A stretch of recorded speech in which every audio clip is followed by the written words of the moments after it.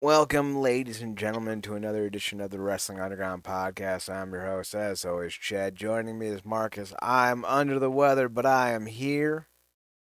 Marcus, how the hell are you? Good man. Seems like we gonna be hovering around things with TNA for a while until they get their act together on a consistent basis. Right? So, there's a lot of movement going on in the world of free agency right now, and we're going to talk about that. I don't know when. Mariah May just showed up on NXT saying, I finally made it, and if the numbers are to be believed, only about 500,000 people are watching Raw live. So, what have you made? I think you downgraded, sister. I'm watching Against All Odds. No, I'm not. I'm watching Turning Point. Yeah, Turning Point 2004. And it's wild to me because Shane Douglas went from being an upper mid card guy in WCW 4 years prior in 2000 to now in 2002 holding a microphone as a backstage guy because his body just shat the bed. Crazy to me. But we're talking TNA tonight. Specifically, we're talking the 10 worst creative decisions TNA has ever made. And I shouldn't say that.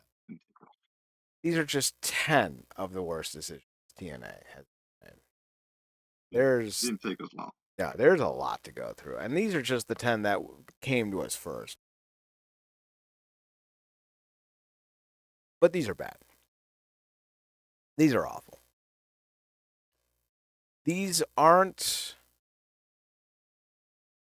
all of them. I want to be clear about that. These are just the first one we're going to start with. The tail end of 2014, start of 2015 was James Storm's Revolution Group, which featured Abyss, TJP, Mahabali Shera, and, if I remember correctly, Sonata, Great Sonata. Yeah, This story would eventually lead into one of our other ones that are higher on this list. But basically, this was James Storm's attempt to create a group that was. I don't even know what their intentions were. The name is obviously borrowed off of the 99 2000 era WCW stable, The Revolution, where you had Shane Douglas, Chris Benoit, Demo, Saturn. Eventually, you added Asia. And it went from being revolting against the older top stars of WCW to being then revolting against the United States of America once Vince Russo took over. Great. At this point in TNA though, this group was kind of seemed to be like a cult, where James Storm was supposed to be like this very heelish, type of villain, but he was still wearing his beer money trunks. Mahabali was green as goose shit. Well, his biggest run coming as part of the Ring King promotion, I think in 2012. T.J. Perkins was representing the suicide gimmick, now known as Manic. Abyss was on his last legs, and Sonata was basically in the group as part of the Wrestle One partnership that also built up to Bound for Glory that year, which was Storm versus Sonata versus Keiji Muto and Tajiri. And it didn't go anywhere. And they put so much time and effort into this group. They had like 2 or 3 vignettes a week. They had all sorts of like different ideas behind it. Storm main evented Bound for Glory with this faction. Now, granted, the faction, the main event of Bound for Glory that year wasn't exactly high grade material, to speak. It was one of the worst Bound for Glories, I think, in history. It was in Japan. Only like 12 TNA wrestlers were on on the show to begin with. I think there was an X Division title match and maybe a Knockouts title match, and that was it. It just wasn't great, and it was the culmination of the Rising gimmick. Storm's feud with the Great Muta, as shoddy and inconsistent as it was. Marcus, this was one of your picks. What about it made you feel that this deserved to be on the list? At least this version of the list. Yeah, I mean, because it's what you said. It was uh, like a lot of exposure that ultimately led to nothing.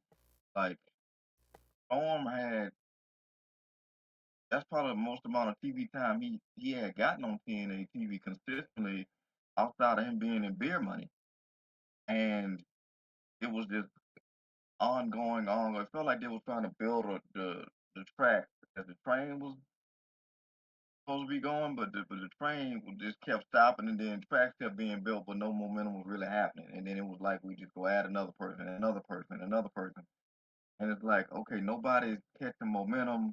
Like you said, Abyss was on his last legs. Monopoly was green as grass. Um, I guess Manic, as he was going at the time, was just there.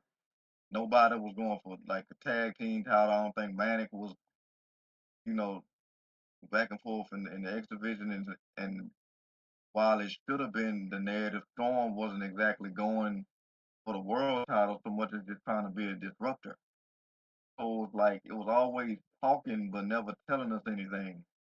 And like if you're gonna get that much airtime as a faction, you need to be goal oriented.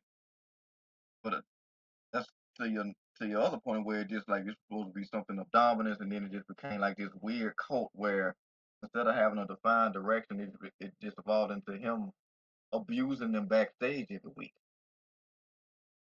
That wasn't fun at all to watch. So it like it just really wasted potential. And I think another example of just him doing a disservice to Storm, who could have been ultimately doing a lot more. No cutting off for the other three, but like you said, Abyss had done enough.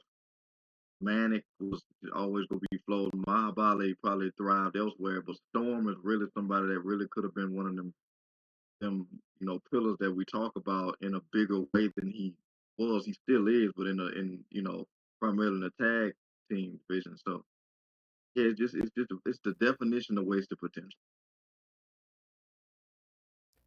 Now, it should be pointed out that Storm works best, I think, when he's a face, when he's that all-encompassing fun baby face who just Yeah. enjoys causing chaos and getting drunk, right? But when you look at this and you look at why it failed, quite honestly, I think it failed because they didn't know what to do with.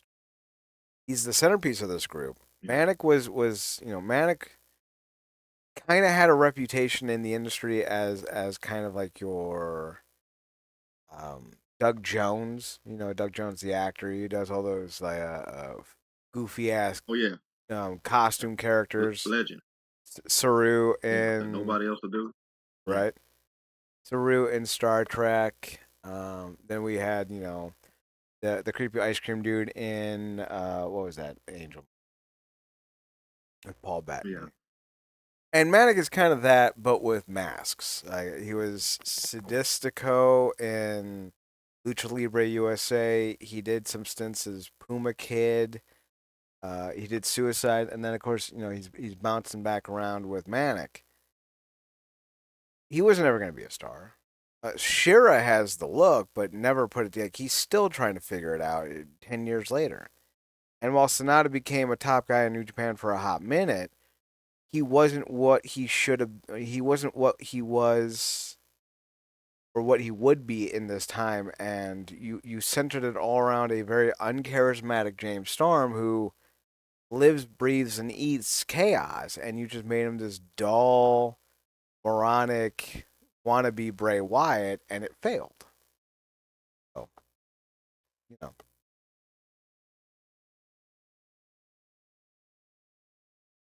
So let's move on. Right. Next pick, I think, though, Marcus, should be Hulk Hogan getting rid of the TNA ring, the six-sided ring. I think when you think about when you think about Hogan's run in TNA, it's truly one of the worst 3, 4 years in wrestling history. 2010, 2011, 2012, 2013. They had its moments at times, but it's ass. By and large, it is ass. One of the things that stands out the most about it, though, is the almost desire that they have to insult the fandom and hinder TNA's growth. And when you think about where TNA was in 2009 and what it was becoming at the start of 2010, Hogan and Bischoff decapped it, ruined it. And we'll get to more changes here in a little bit. But changing the six-sided ring was bad enough. Doing it on a pay-per-view unexpectedly and then insulting the fans saying the six-sided ring only got you so far, brother. And basically telling fans to go fuck themselves. Like, yeah, that was a bad creative decision. Hogan didn't need to be in the ring for that.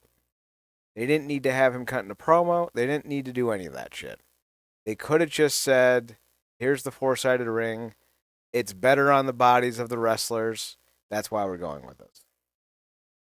And they didn't. Instead, they try to make it this almost argument, this thumb pointing, finger wagging, Yeah, you know talking down. Yeah, right, like your stuff sucks, so we're gonna make it better.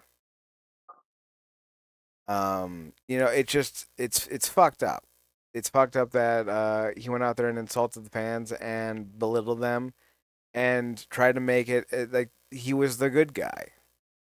All you had to do was release a statement before the show started saying, after conversations with the roster, we have heard and took input in from everyone, and we have deemed that a four-sided ring is easier on the bodies of our performers. And as we want to be a forward-focusing company that cares about our wrestlers, we don't want to put them in a situation where they're going to have to damage their bodies in a ring that takes more years off of their career than we would want them to. And boom, you'll still have people yeah, booing, and but you at least put yeah, yourself on the but right side of the conversation. Instead, you and didn't. acknowledge what the six-sided ring meant to the company, that it stood out. But ultimately, even a high quality statement wouldn't have been all for naught because it don't serve his ego. Right? Yeah, So, and as we continue through this list, and as we do more of these throughout the weeks and months and years, you're going to see so many things that the WWE has done. Nah, I'm sorry, not WWE. TNA has done um, during the Hogan era that makes these lists because Hulk Hogan's a fucking idiot.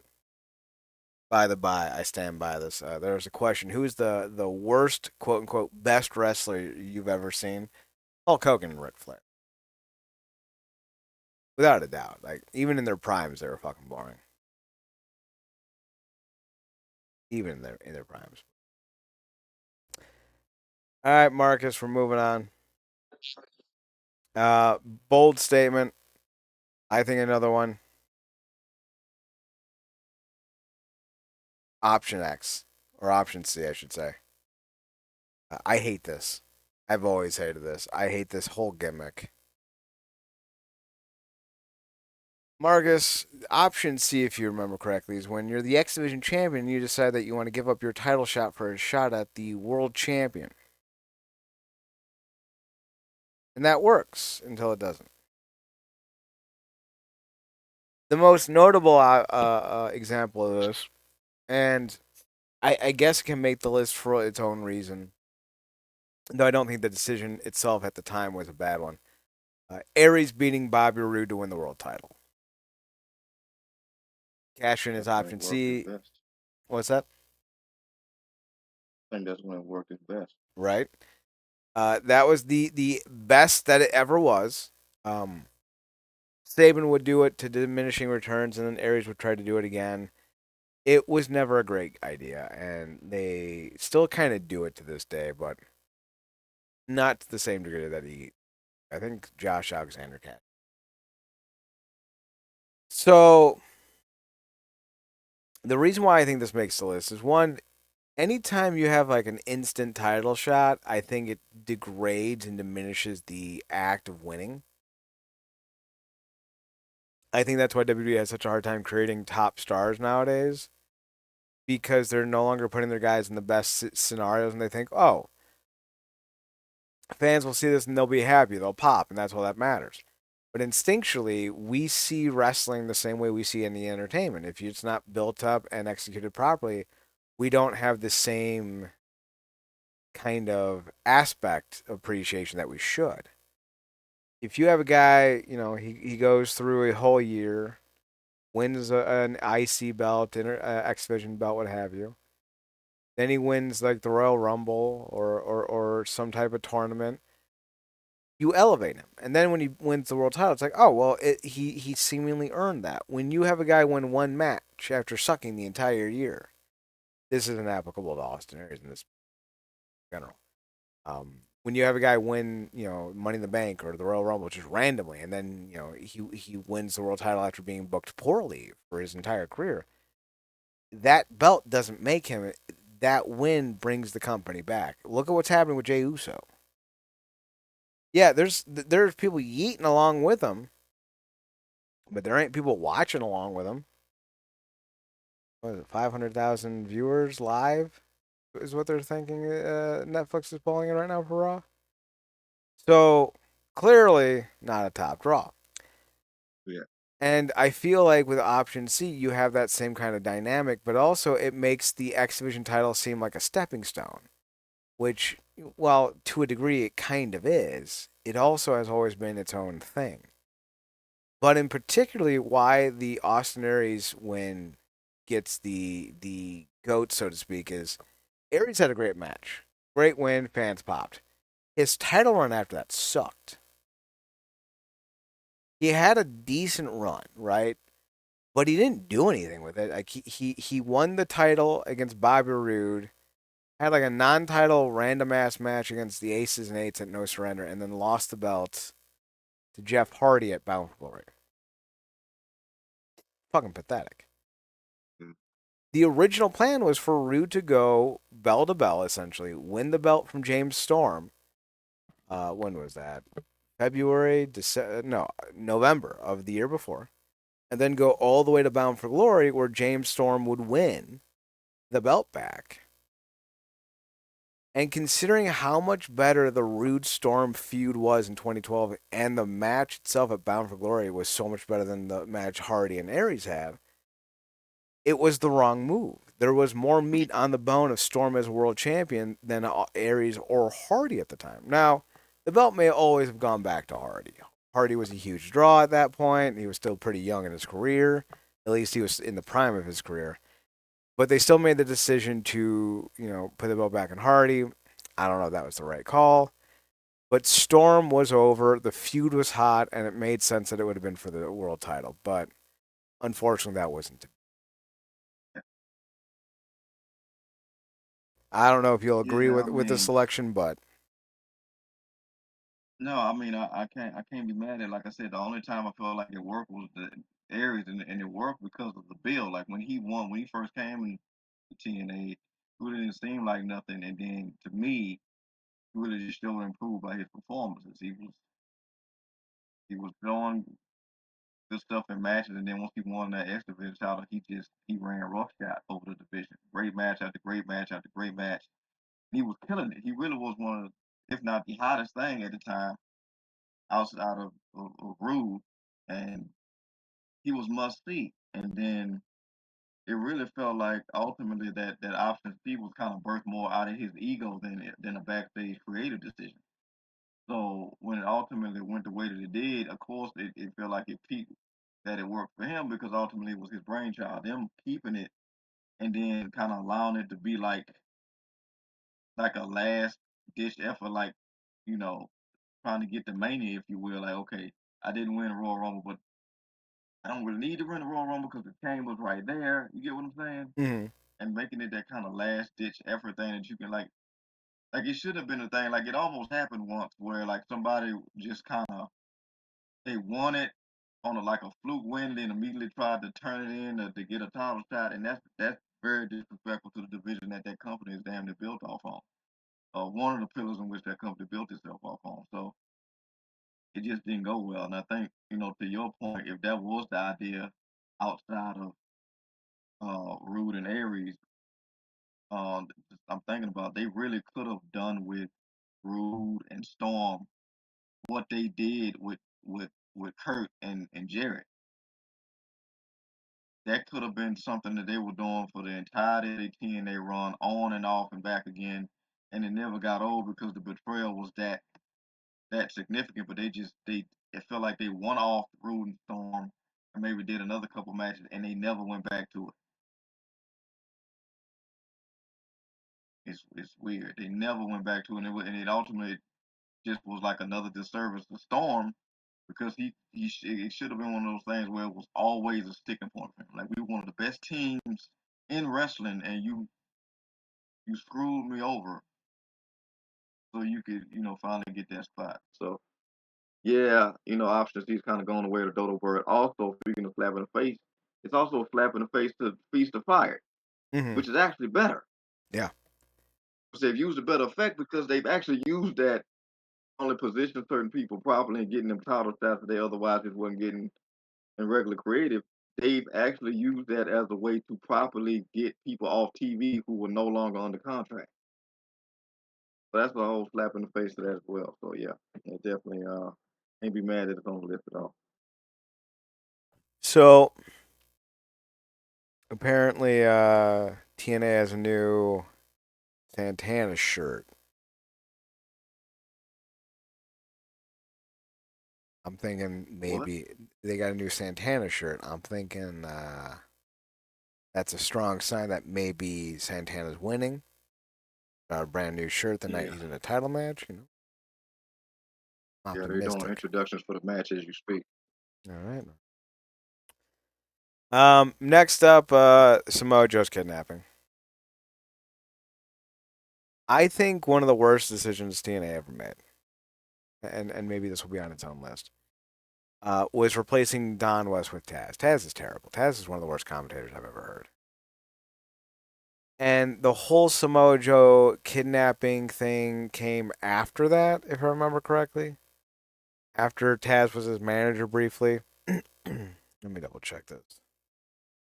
Samoa Joe kid. When did he get put in that spot? I'm sorry. I said, when did Taz get put in that spot? Summer of 2009.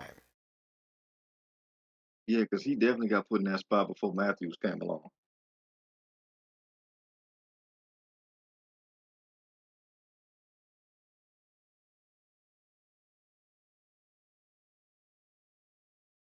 Actually, no, it happened in February 2009. This wasn't even a Hogan decision. So this was supposed to lead into Joe's return against the main event Mafia. Um, of course, then this led into Taz being brought in as manager. And then him turning heel wasn't great, even a little bit. What do you think about this one? Because this was one of those like that was left hanging. We never found out who did it and why they did it. So it did bring about the Nation of Violence concept, which could have been cool, but it was handled poorly. The best thing that ended up coming out of that was his theme song. Um, with the Nation of Violence of it all. But I don't know if you agree with this or not. It felt like for as much as they didn't know what to do with Storm, they felt like they always had to do unnecessarily more with Joe than what was needed. Like Joe was one of the top stars for doing exactly what he did best in the way that he needed to do it. Um, Just executed simply. Them trying to overcomplicate Joe was just another way for them to do a disservice to one of the names that the company was being built off of, and it ultimately didn't serve him because that was also during the time, to your point that you mentioned, a lot of times it felt like he kind of got out of shape, um, or more his bigger years, and much like many other people, he committed to the direction, the aimless goal that they had with that character. Like you said, he got taken off TV, came back, was damn near foaming at the mouth with a machete, and he was violent for a period of time, and then he stopped being violent, kind of got back to his old demeanor, but he just kept the face tattoo and the theme song. So again, you started something, you started building tracks, but ultimately had no direction, and the train just ultimately stopped. And it's like, what was the trip? Why were we going on this trip? What was this? So yeah, just and then throwing Taz like having to make Taz anything more than a commentator didn't serve it either. So because why is Samoa Joe listening to somebody like Taz? Samoa Joe does not need a manager. Like you do this to him after years of him being one of the most dominant guys in your company. Like they did the same thing to another TNA legend that we'll get to with another guy that they felt like just needed to be over him because of their industry cachet, and it ultimately did a disservice to the TNA original. So So clarification, this happened in 2010 after Taz. So this was the conclusion of oh, the conclusion of the Nation of Violence gimmick, and one of the big ideas that they had for Joe via the Hulk Hogan committee. So I do remember he returned randomly on an episode of like Impact in March, like 2 months later. Fucking terrible, just fucking terrible. Being of terrible, let's talk about Abyss and Hogan. They really tried to make Abyss the new Hulk Hogan. They even gave him Hulk Hogan's theme from WCW. He's American made. They gave it to him. They're like, hey, it'd be fun. Let's give him Hulk Hogan's theme. He had Hulk Hogan's WWE Hall of Fame ring and everything. I don't think this is a bad idea. I think if you're, one of the things in wrestling I think helps bridge the gaps between generations is trying to establish, hey, this is, Hulk Hogan. Now he's finding a new Hulk Hogan. Who could be that Hulk Hogan? I don't think the idea of Hogan and Flair picking their heir apparents and backing them was a bad idea. Flair should have picked Nigel McGuinness, though. And Hogan should have picked Hernandez. Now, Hernandez as a person today isn't a good person. There are rumors about him, allegations, innuendos, and what have you. But in 2009, he was surprisingly over with the Orlando crowd. He had a dope theme song. He changed up his trunks from the LAX of it all, and he had these cool green, white, and red Mexican flag trunks that I thought looked spectacular.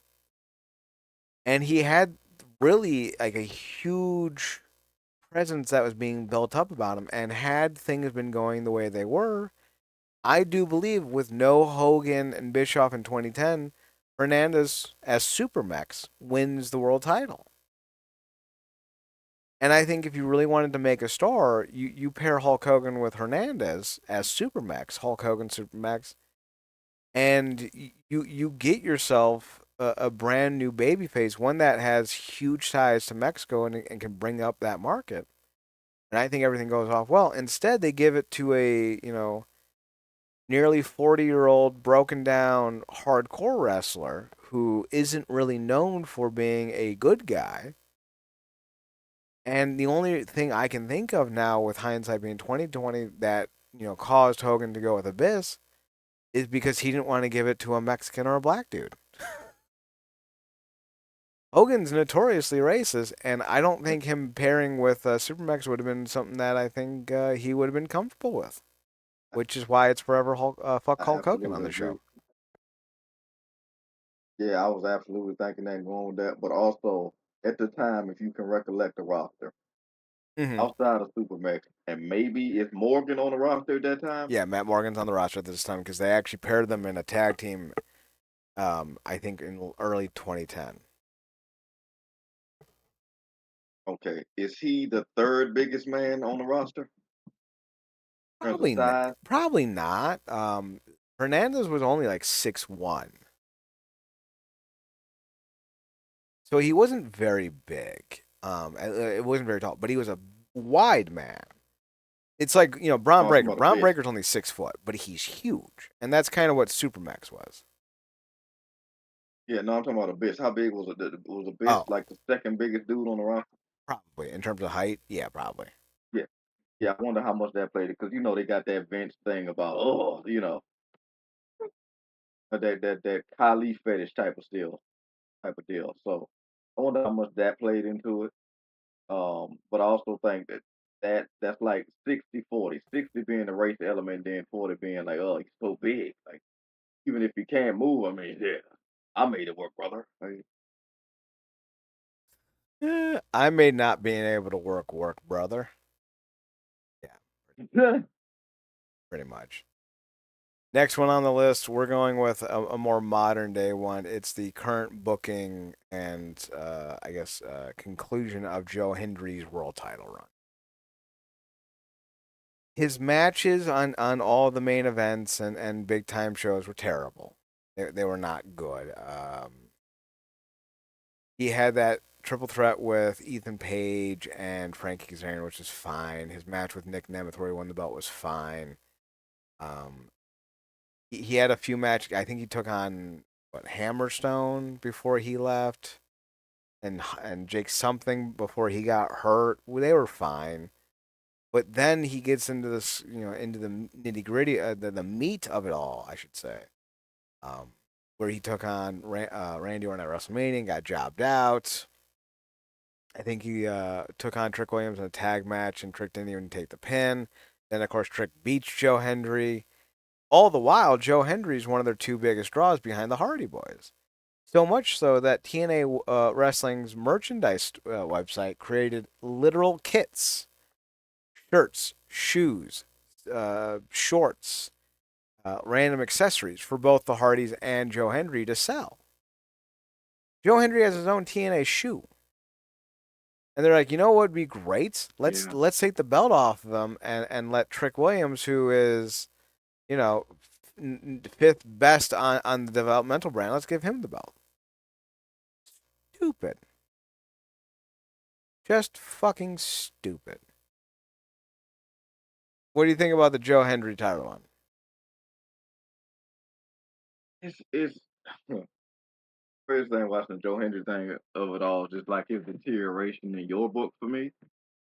Um, because of how high on him you were. Like you was on the Joe Hendry train long before I was, and I didn't get it at the time. And then certain things started happening. I started seeing his appeal mostly because of his concert. And then I think that feud with Moose really turned me on to him as a performer. So like what was the disconnect? You thought he was just like underperforming in the ring, or was it the opponent, or was it like the felt like he was by the time he got to these matches he was like overexposed? Felt like you said all of this in like different points. Yeah, I think all that's true. I don't overexposed absolutely. Booked poorly absolutely. But it's also the NXT effect, which is not a good thing. It's what Mosh is dealing with. It's what Jordan Grace had to deal with. They're being stuck with all these wrestlers who aren't good. I don't think Joe Hendry's a bad wrestler. I think Joe Hendry, and I know a lot of people are about to lose their fucking minds, but understand the comparison isn't about, popularity, but about talent. Joe Hendry's better than Stone Cold in the ring. I don't think he's like, he's not, fucking AJ Styles circa 2005 or Kenny Omega, 2018, but he's not bad. He can work. He doesn't have to rely on just brawling for 20 minutes on the ringside area and doing like three moves. Like he can actually do shit, but you put him with guys like Ethan Page and other NXT talents who can't, and all of a sudden you're like, oh god, this guy sucks. Yeah, I don't want to be the one who has to tell you this, but no, Shawn Michaels could not actually wrestle a broomstick and make it look good. Shawn Michaels had some really good talents to work with. We don't ever talk about the Shawn Michaels matches against guys who weren't good. How many times have you ever heard anyone say, you know who had a really good match with Shawn Michaels? That Chris Masters. No. We talk about, hey, remember when Shelton Benjamin ate the coolest super kick in the world? Or Shawn's feud with fucking, Kurt Angle? Yeah. Of course, we talk about his best fucking matches because he needed a partner to dance with. Everyone does. Joe Hendry does too. And to basically say, hey, Joe, we're going to let you just look like ass against all these guys that aren't that good, and then we're going to take the belt off you and put on Trick? One of the worst runs I've ever seen as far as booking. Financially, very Who successful. just retained, who for an interruption, just retained by the way, thanks to KC and Top Dollar. Um, Well, so that's disappointing. there's that. But it's weird. Like I felt like the same thing going back to Aries for a minute, where the journey to him getting the belt, the win, and then the win of the actual world title, the momentum of it was just never maintained. And Joe's win this year, like, felt like one of the great feel good moments, certainly of the year, but just like in wrestling in general, because rarely do you see guys who legitimately feel like unanimously people think deserve it, get it and get it in that way on that stage. And yeah, it's just like it was all downhill from there. And I don't know why people are still trying to sell the whole ticket of, you know, he didn't give 100% the service by what they did with him and Randy Orton, or whatever. You know, keep your head up the ass of that narrative till you blue in the face. But yeah, it's just not been good. I wonder, do you think he's missing like a real deep down like serious feud like what they did with something like Santana and Ali? Absolutely. That is an obvious issue. There is not a true rival for Joe Hendry. They tried to make it Frankie Kazarian, but he's 47, and even in his youth, he was only so good. At least on the promo, I think his closest one was probably AJ Francis. But even then, he wasn't good enough in the ring to, I think, warrant being on his spot. So I do think that a big reason why, on top of everything else we mentioned, that Hendry has stifled a bit is due to his general lack of feud, for sure. Yeah, All right, let's move on. Claire Lynch. I think the woman who played her. I don't think we should talk so much about her. She was an actress doing a yeah, job that was out of her depth, and she didn't deserve the hates or the nonsense higher. that came with it. She did her job. She didn't do it well, but I don't think the way we talk about her is right. Yeah, That being said, though, what we can and should talk about is that the storyline was poorly executed. Um, One, I don't think Claire Lynch is so much unattractive compared to AJ's wife that AJ wouldn't sleep with her. So like when they were making those comments, I was like, AJ, you're really just showing your whole ass on this. But I do think it's important to note that when it comes to Claire and AJ Styles, the biggest issue is the the storyline as a whole, not the parts around it. They try to make it yeah, seem like he was cheating on his wife with Dixie, and then it's, oh, he's cheating on his wife with Claire, and then it's revealed that Claire's just a drug addict who's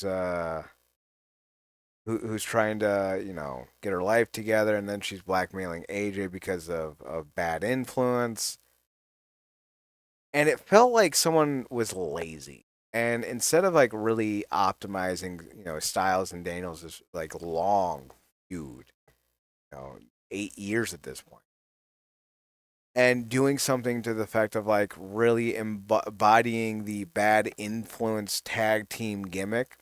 They kind of just defaulted into AJ is cheating, and then as a secret baby, and it could have been so much better. It should have been so much better because it was one of the crux of the storylines, I think, in 2012, and it just ended up being.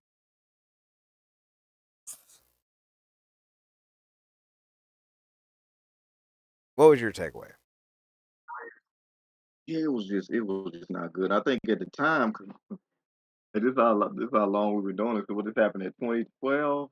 I think so. Um, yeah, I don't, no, I don't think we would. No, we weren't this yet. Um, but I think we talked about it, I think your immediate point was like it wasn't believable because of the guy we knew AJ to be. Right. Like all them years and knowing and being a fan of the guy, I'm like the guy has his kids' birthdays on his side, and it's probably one of the, I would imagine one of the most vulnerable spaces you can get a tattoo in terms of pain.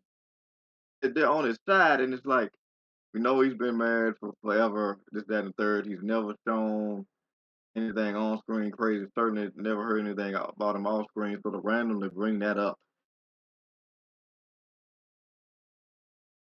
actually worked better when he was like the naive young boy going around like years before that, like the young AJ Styles that was like in the cabin or something. You remember the group, the Christian Coalition, I think. Mm-hmm.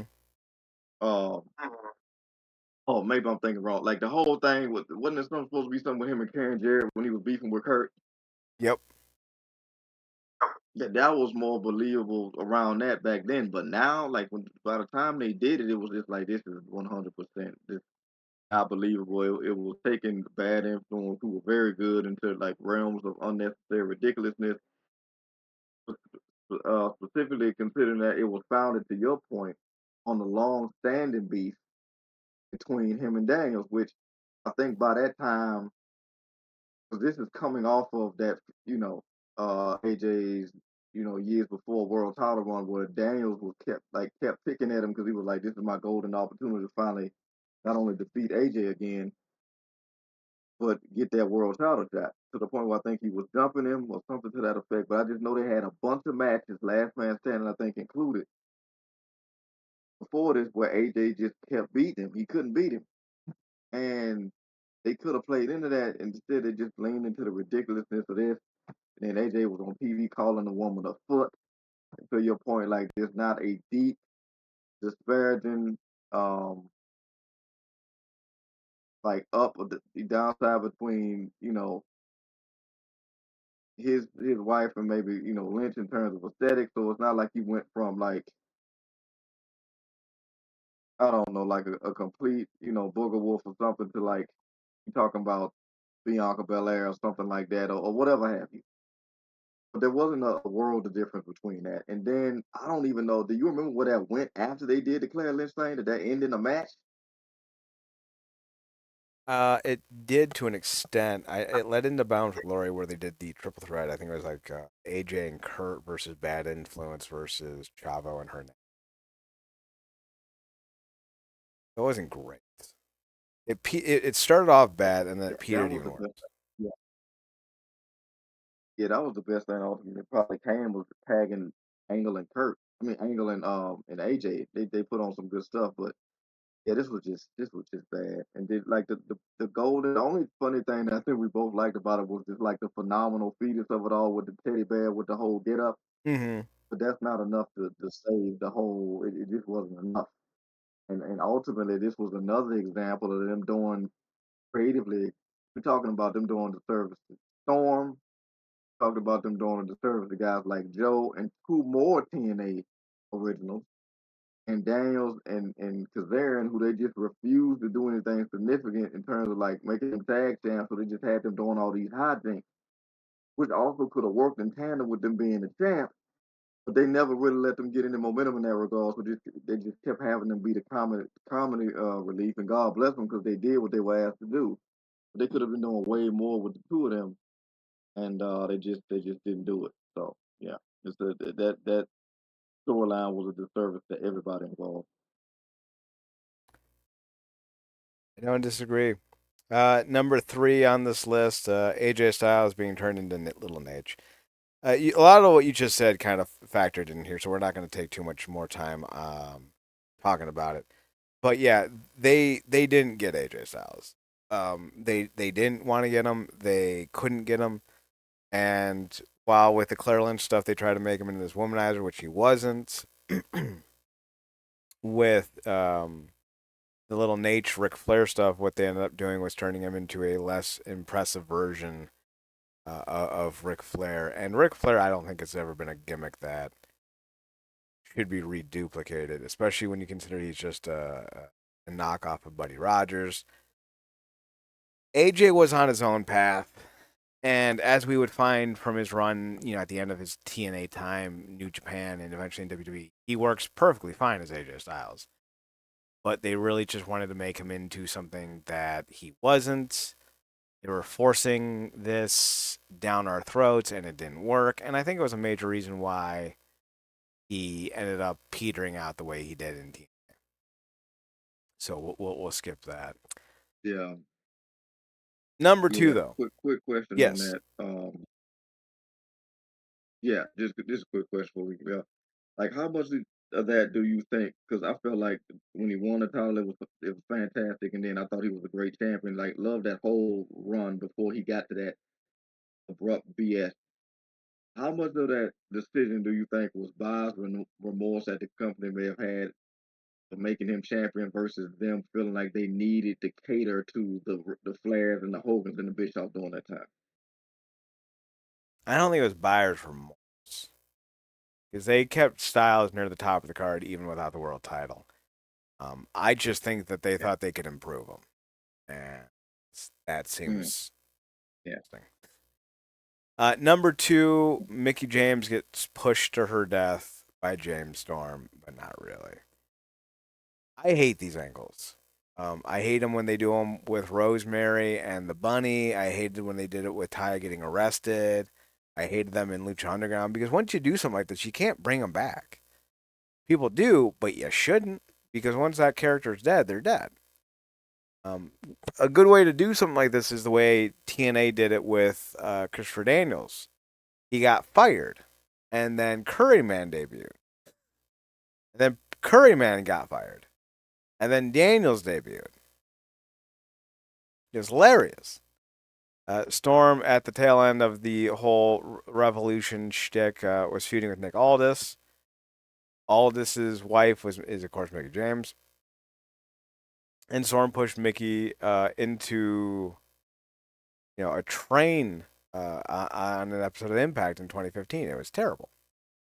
Marcus, for you, what makes this stand out so poorly?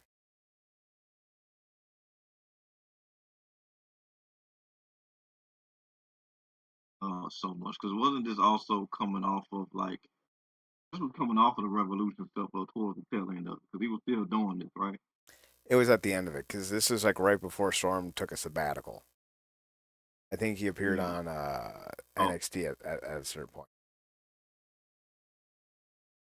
yeah, because by this time, like I said, he's coming off being like a cult leader instead of somebody like being for the title. He was just creating, like curating little bits of chaos. So he came off like a complete nutbag that was still drinking.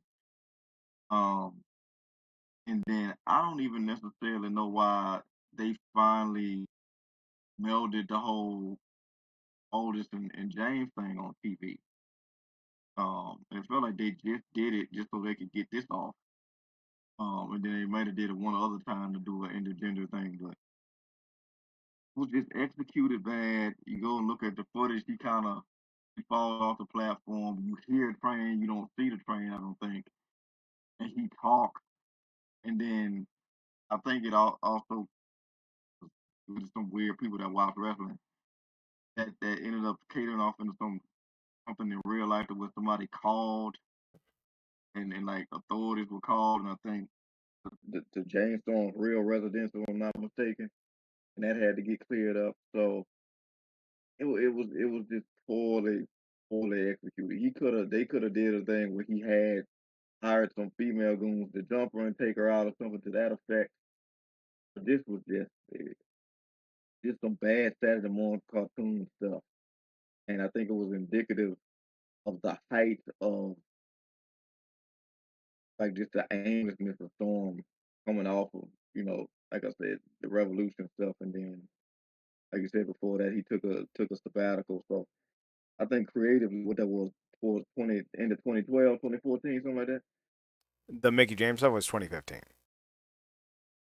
Yeah, that was a creatively bankrupt year, and that's just a high point of it. It's just a high point of it. And then we found out later that she survived or something. Yeah, it was all bad. She just randomly came back. It was just not good. I mean, maybe to your point, the best death that they did was the bunny stuff because one, it played into the Rosemary like death theatrics of it all, and they actually stuck to it. Where she's been dead for years, and it won't be a thing until maybe if she comes back, and maybe they blended that line with that recent um that you talked about. But other than that, at least they stuck to it. So, Yeah, after this, he would go to WWE for a little bit.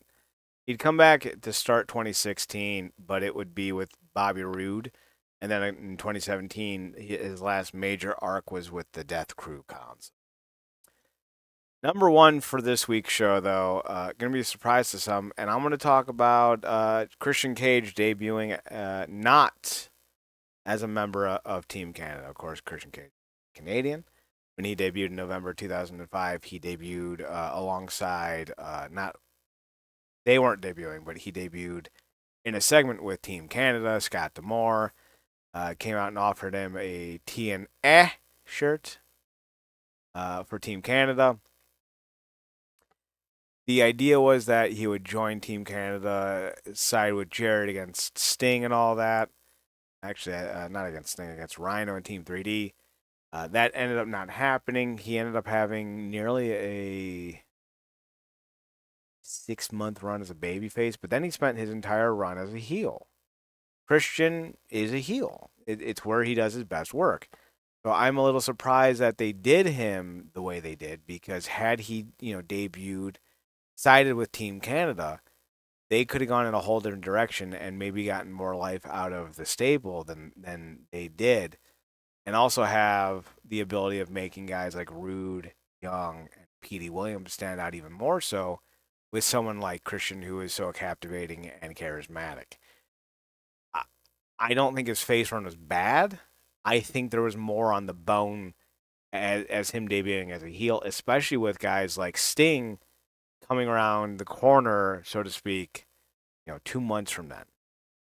And then you would have had Kurt Angle and Samoa Joe was on the come up. I think you had the opportunity of fortifying Team Canada to a point where Christian could win the world title. The folks of Team Canada could have been the new top heel group, and they didn't make that decision. And I think ultimately it hindered their development and growth of a brand and of the stable and as Christian as a solo star. But that's just one man. Marcus, do you think Christian would have been a better heel fresh off the jump than he was a face in TNA, or do you think they did him right? I was gonna be leaning on you for this one because I wasn't.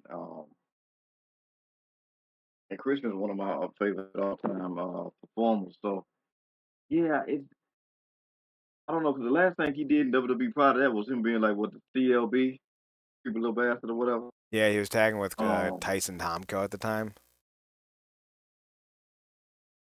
yeah, so I think they wanted to do it, but it's crazy because the Team Canada thing seems like it's an effortless thing, but maybe because of them starting him off as a face because they wanted to position him early on as looking at somebody that they can go into being a world champion because he wasn't there too long before he got that world title, right? Like the NWA world title. Yeah, maybe 3 or 4 months. He won it in February of Yeah. So 2006.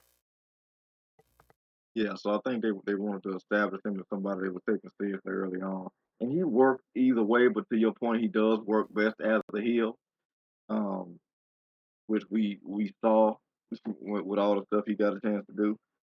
So, oh man, like I said, I kind of got to lean on you more towards this one. And I'm probably gonna go with the Team Canada thing, um, specifically coming off of the ENC thing because that was half their whole thing. Uh, but I don't know, cause didn't they do it later to a degree? Never with Team Canada, but they did turn him heel in July of '06, and they kept him a heel until the main event Mafia came around, and then he ended up going back to the WWE. Yeah, because it was the Christian coalition, but they never played in that. So yeah, that probably would have been a seamless thing, and then maybe that could have led him into a easily led him better into a world title. But I think they kind of wanted to keep him on the singles track for a little while. So I think it all ended up working out. The company got what they needed in terms of top consistent talent, and he got what he needed in terms of finally being able to be presented and be a world champion. So yeah, but kind of seemed like a no brainer. But we, like you said, this was an easy pick for us, and we probably got a whole nother list of no brainers that they flopped with coming up on another show. Yeah, and we'll eventually get to that here down the line. With that being said, I think we're good. We'll head off from here. Next week, what I want to start doing is kind of a year by year retrospective for TNA. We tried to do it a few years ago, where we reviewed every episode of the pay per view, and then we were going to review every episode of. We reviewed. We're going to review the TV shows and pay per views. I just think that's a lot to do as a podcast. So I think what we're Yeah, gonna end up doing is just kind of pull up 2002 Marcus, maybe what pull up 2002 on TNA's YouTube, check out Cage Match, read some reviews, check out some Wikipedia articles, and what I want to focus on for next week is the top 10 guys that TNA had in 2002, maybe the 5 best matches, and maybe the 5 best feuds. We'll talk more about this off air, but I think that's the way to go. Um, gotcha. we'll condense it all into one single podcast, and then we'll as the summer moves on, we'll tackle every single year henceforth, and we'll talk more about it. Gotcha. So that's gonna be for next Gotcha. week. Also, we're gonna talk about Genesis, not Genesis, Against All Odds 2025. I think that's this weekend. We'll talk more about that eventually, but that's what I think we'll talk about next week is the 2002 year. That is TNA from June, what is it, 16th, I think, or 15th, all the way to December 31st. We'll break that down and talk more about it. Give you guys some TNA conversations that you don't get anywhere else. So with that being said, let's wrap it up. You can find Marcus on his other podcast, the True Penny Show, TruePNYSHOW. You can find that there on Twitter, as well as his actual Twitter account, which I usually start with. It's the Paradox Kid. Just it's just Paradox Kid, PARADOXKID. That's me. You can also find him again on the True Penny Show. They upload all their podcasts on Twitter. You can check it out there. Follow us on the website, realnerdcorp.com, and on the website's Twitter account at nerdcorp, NERDCORP. You can also find me on Twitter at Chad Nerdcorp, CHED, and on the Instagram at Chad's Photo at CHEDSPHOTOHUT. Be sure to check us out on the YouTube and Twitch at Wrestling Underground for both. We'll be back next Tuesday to talk more about TNA in 2002. That was 23 years ago. Jesus Christ. So tune in for that. For Marcus Green, I'm Chad Porto. Thanks for tuning in. Thanks for checking us out. Thanks for giving us a chance. Remember always to watch more wrestling. And Marcus, take us. Good night, me.